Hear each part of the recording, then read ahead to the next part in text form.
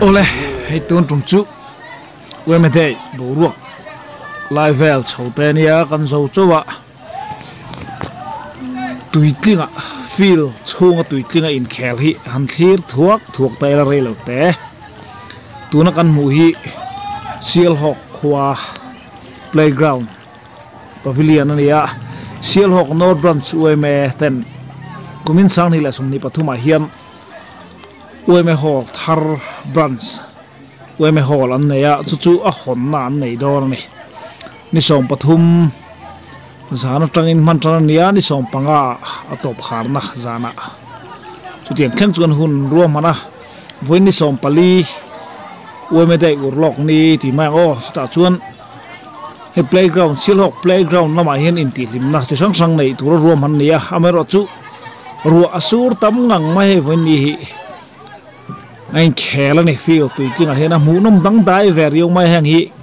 mu zen tur hi van awangin an for od deu zo la tir lam hi nei cheu in khelen mu nom kop mai an keu thiel te po kha han ti lan chu cha om viu ma sela a khang zong ko chun ti lang lo ta ila tura khuan anh khel pon tanga one feel ku atui tin tam deuh na lai thuk deuh lai te oma pon lang deuh lai po ma chu tiang chuan ai nun kol sek mai an mu nom khom mai mun an pe chun khat to hen ru hi ron sur le a zong a thalak hi a har em ma chuma ron jing khat le ba chu tiang chung chuan tian voin ni hun hian mang ani a lai hianin mi pa po mai chia polin khela in film na sang chu thayang chin chu helai mun a hian an ti lui sama en chiang deuh phot teng hang lai khel nuai vel hian pot mai la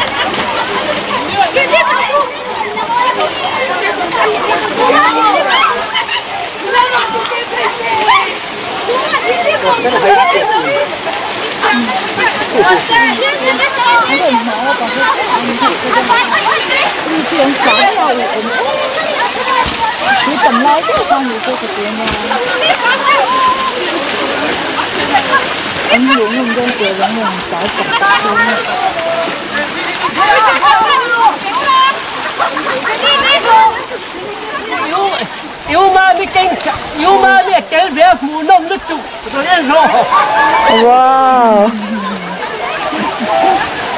Luam cái thằng đó.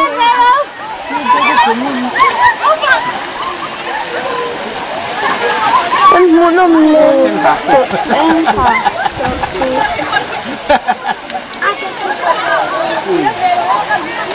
vất rồi chu về cái tết rồi như thế cô có được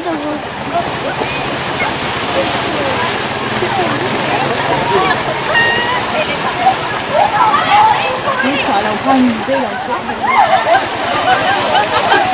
ôi rất cả lòng ôi rất cả lòng anh trời cô bao cái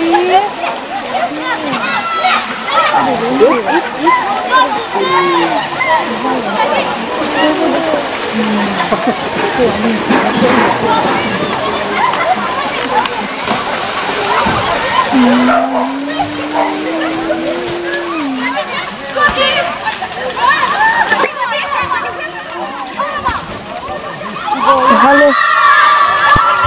ไม่เชื่ออันแขวจะว่าไปนั้นหันติเวลตุยฮิอัตมคบไม่ให้อันสะอัตยังอังอินหันสะข้างนี้เสียหลอกยันฟิลชากันมาบอกคบไม่มิโซรัมขอเวลาชวนฟุตบอลที่อักควบอันว่าตอนนี้ลุงวัวเล่แม่นาเนี่ยขันตุยกลางพวก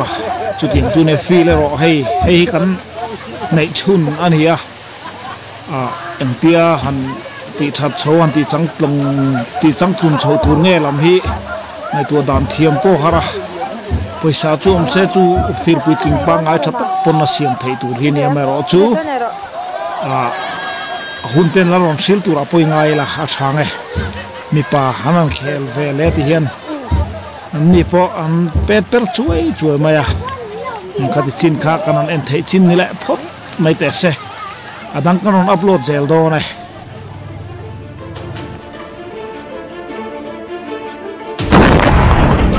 Lay Segor.